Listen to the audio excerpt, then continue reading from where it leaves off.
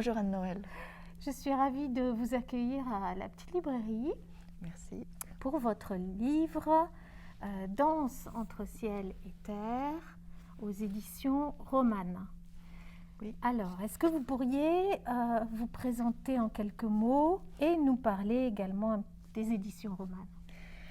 Je suis artiste taiji, physiothérapeute de formation et depuis peu auteur. Je suis originaire de Corée du Sud. J'ai atterri en Suisse à l'âge de 10 mois et j'ai grandi sur l'arc lémanique. Et l'écriture fait partie de ma vie, c'est un moyen d'expression que j'aime beaucoup. Et dès l'enfance, j'ai commencé à écrire des textes en prose et des poèmes. Mais finalement, ce n'est que tardivement, il y a 2 ans, que m'est venue l'envie d'écrire un livre. Alors, un petit mot sur les éditions Roman. Les éditions Roman sont une maison très très jeune qui a été fondée en 2018 par 3 Suisses. Et je ne connais que Melinda Egger, les 3 fondateurs. Et j'ai une immense gratitude pour Melinda, car elle a toujours respecté mes vœux d'auteur. Et travailler avec elle est un grand plaisir, c'est une femme charmante. Est-ce que vous pourriez nous résumer votre livre en quelques mots? Oui. Danse entre ciel et terre est un roman initiatique qui raconte le parcours de Sue, jeune prodige de la danse. Elle s'immerge dans le monde de la danse, elle explore l'univers par son corps et ses sens, elle rencontre l'amour et plonge dans les affres de la passion. Merci. Votre livre est structuré avec des chapitres en italique. Oui. De quoi s'agit-il? Expliquez-nous. Je vous montre. Donc, c'est une en-tête qui se trouve au début de chacun des 12 chapitres et qui est rédigée à la première personne, contrairement au reste du roman qui est à la 3e personne.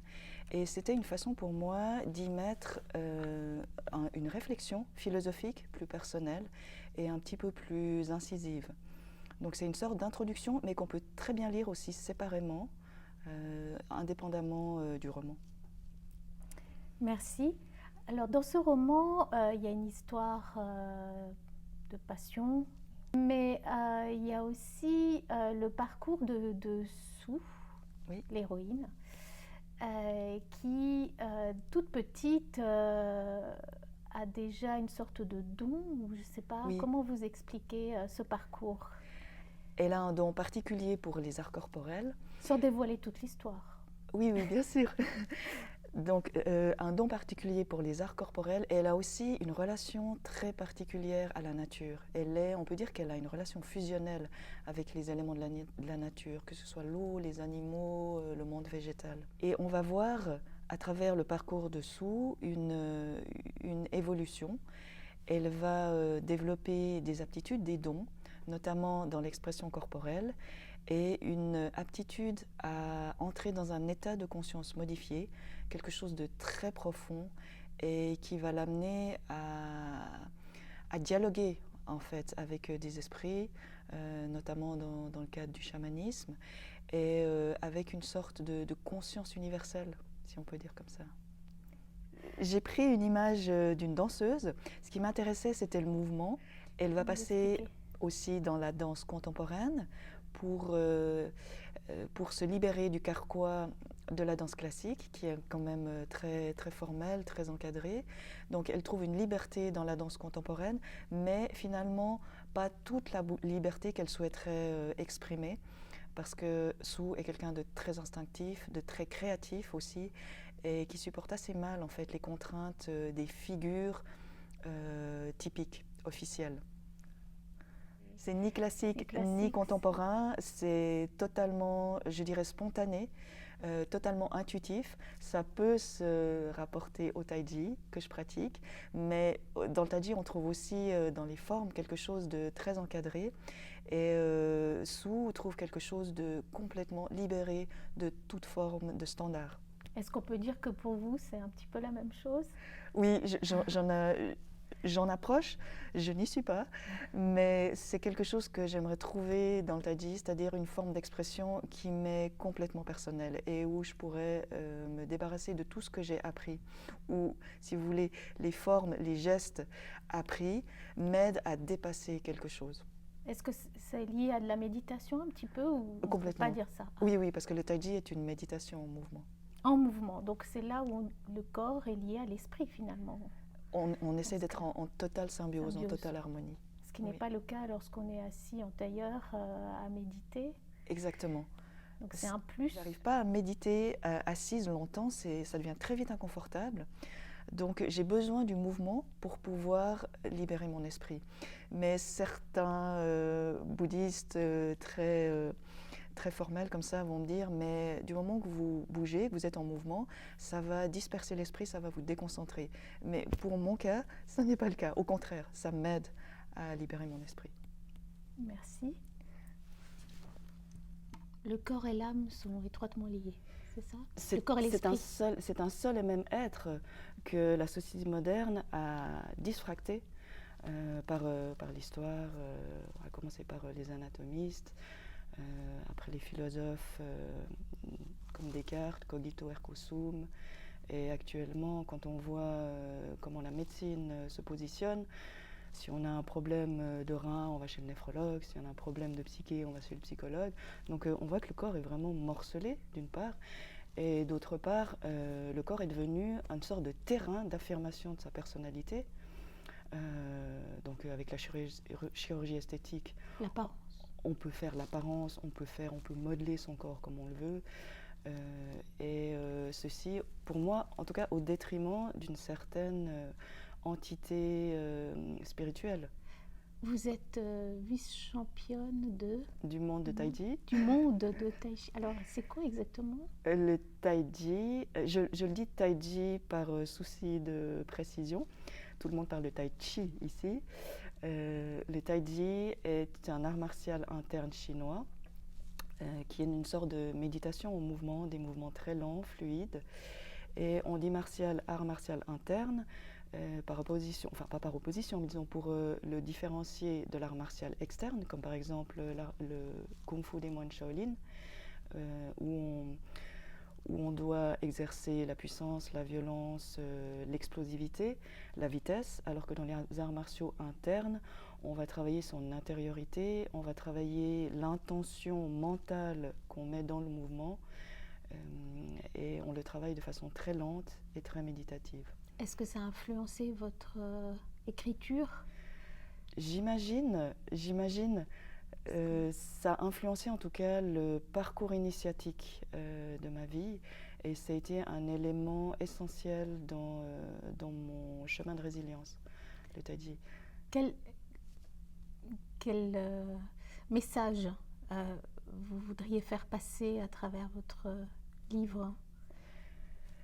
Je souhaite que les personnes qui pourraient traverser les mêmes tourments que j'ai traversés puissent trouver, si ce n'est une réponse, du moins une lumière, une ouverture vers quelque chose de possible. C'est-à-dire qu'on peut traverser l'enfer, osons le dire, et en ressortir aguerri, en ressortir enrichi et plus fort.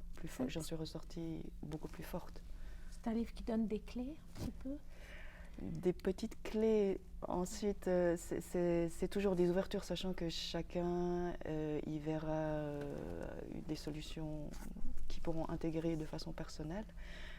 Pour certains, ça paraîtra difficile, voire impossible, mais j'espère que ça va ouvrir des portes, disons. Ça a été un peu la cerise sur le gâteau, l'écriture, d'arriver à lui donner une portée non plus personnelle, mais à lui donner une portée plus humaine, et en espérant que des personnes qui vont le lire, des lecteurs, vont y trouver un écho. La couverture est magnifique, donc c'est un dessin que vous avez fait, et ça représente quoi? Alors, je vais vous montrer. Donc, la première chose qui est importante, c'est le mouvement. C'est d'abord le mouvement de la danse. Ensuite, j'y ai mis, dans l'original, les couleurs que j'avais mises sont la couleur chaude, donc j'avais besoin de l'élément feu pour désigner la passion, le côté solaire de l'héroïne, Sue. il y a l'élément terre pour montrer le rattachement. Dans la pratique du taiji, l'enracinement dans le sol est très important. Ensuite, il y a l'élément végétal, ici en vert, qui est aussi très important car Sue, l'héroïne, a un rapport très particulier au monde végétal, particulièrement les arbres. Et enfin, l'élément ciel qui nous montre l'aspiration évidemment au cosmos. Et aussi dans la pratique du taiji, on dit qu'on est aspiré entre l'élément, enfin la force du ciel, le chi du ciel et le chi terrestre. Et il y a le petit clin d'œil aussi au yin-yang. Parce que taiji, ça définit aussi ce cercle yin-yang. Dans la culture orientale qui est très très important. Yin-yang, les opposés, donc vous avez toujours cette petite goutte vous avez le poisson, ils disent les Chinois le poisson, hein, yin, et qui réapparaît sous forme de petites gouttes dans le poisson yang, parce que chaque élément est intimement lié. On ne peut pas avoir quelque chose de 100% yang, il y a toujours un peu de yin, et c'est les opposés. Donc le chaud, le froid, le féminin, le masculin, le jour, la nuit, etc., le noir, le blanc.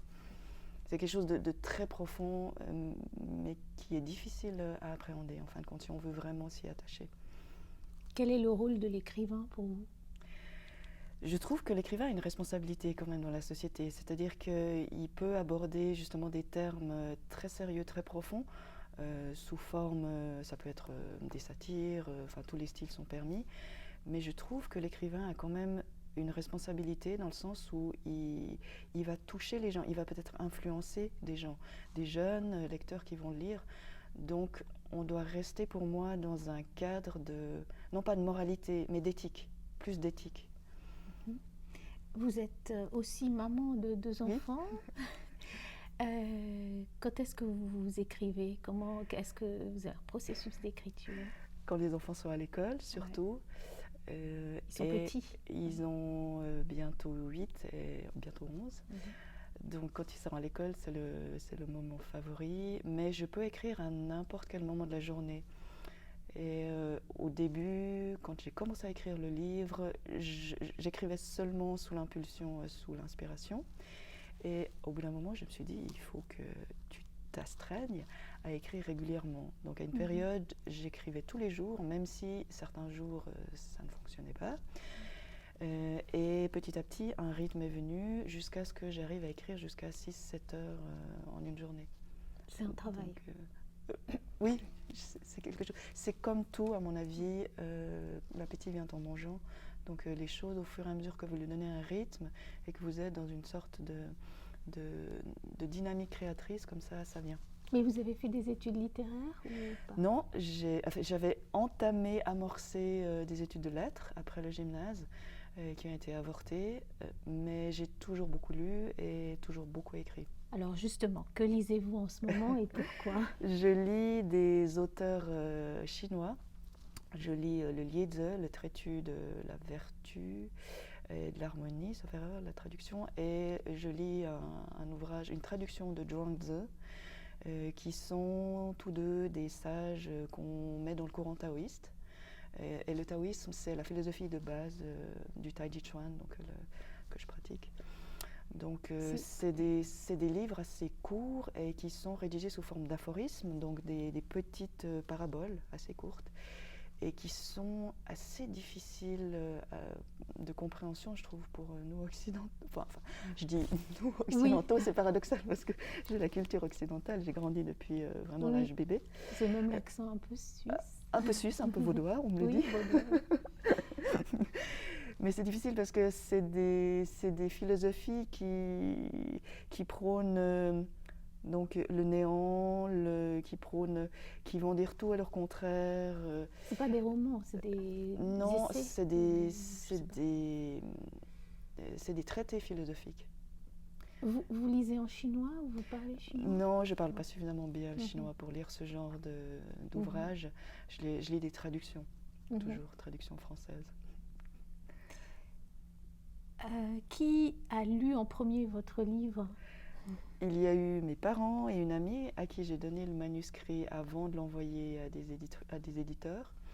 C'était en avant-première, surtout pour corriger les coquilles, les petites fautes. Et combien de temps vous avez mis pour Une année. Une année. C'était l'année 2019, l'année de la fête des vignerons. Juste avant le confinement.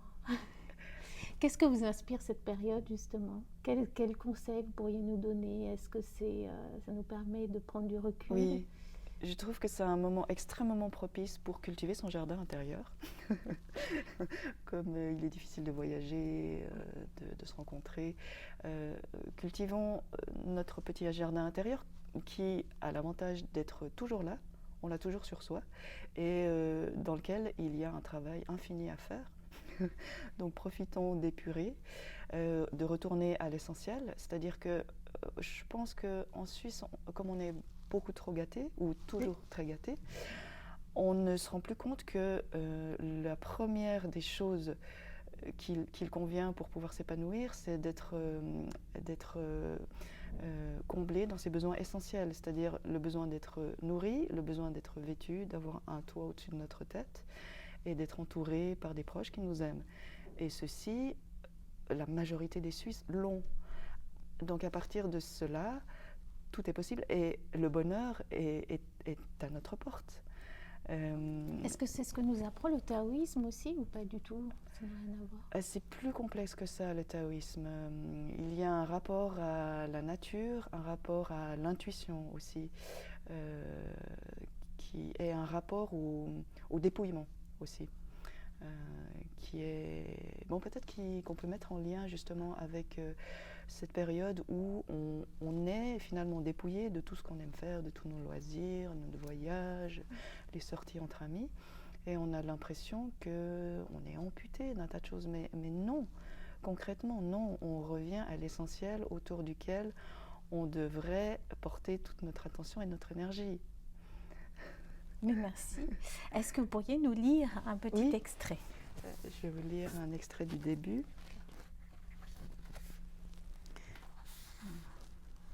Une fine brume s'est levée et le ciel se tamise en pastel. Lentement, il se laisse délaver par une luminosité en demi-teinte. Des petits flocons blancs s'allument çà et là et partent. Ils palpitent, se multiplient et commencent à répandre leurs taches ivoire. Bourgeonnant par grappes, ils dessinent bientôt un étrange cumulus. Dans un mouvement de vagues, ils gagnent en volume et en mouvance. De chacun d'eux émanent des vibrations ondulantes. Des clignotements entre gris et blanc laissent deviner des battements d'ailes enchevêtrés, tandis qu'enfle une clameur. Les comptines se sont tues, Sou a cessé de gigoter, les yeux béants, captivés par ce nuage planant. Merci. Alors, est-ce que vous avez des projets en cours ou en futur? Beaucoup, trop. Oui. Par exemple Par exemple, l'écriture d'un deuxième roman. Déjà. Sur quel sujet? Ce sera plus dans l'analyse du genre humain, avec des personnalités qui, d'une certaine façon, vont être des archétypes humains, mais de façon très, très libre. Et à travers les personnages, je vais aborder des thèmes qui me sont chers. Et les personnages vont s'articuler autour d'une pianiste. Alors, je suis en train d'abandonner doucement mon activité de physiothérapeute pour me consacrer pleinement à l'écriture et au taiji. Et dans le taiji, j'ai plein de projets. J'ai commencé une collaboration avec une psychiatre spécialisée en hypnose, wow, où on aimerait établir des synergies entre la pratique du taiji et l'hypnose. Et j'ai aussi le projet de pouvoir acquérir une grande salle de taiji pour pouvoir mieux développer cette activité au sein de l'association romande de taiji que j'ai créée.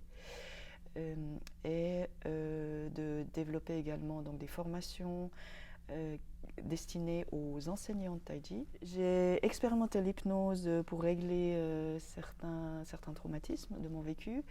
Et là, je suis en train de l'expérimenter justement en corrélation avec la pratique de taiji. Bon, on va terminer un petit peu de manière légère. Allons-y.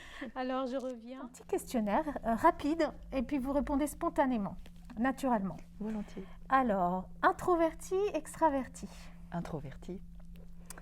sucré ou salé, Salé. jour ou nuit, Jour. calme ou nerveuse, Calme.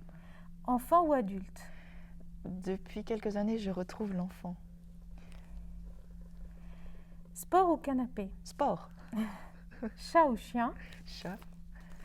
couche tôt ou couche tard, Couche trop tard. trop tard, Je devrais plus tôt. stylo ou ordinateur, Stylo. stylo, vous écrivez au stylo, Au stylo, à la plume, toujours sur le papier. Je n'aime pas le rapport à il vous faut le l'ordinateur. contact. Oui. Merci Fanny Wang, Merci beaucoup à vous. à À bientôt, Noël. À très bientôt. au revoir. Au revoir.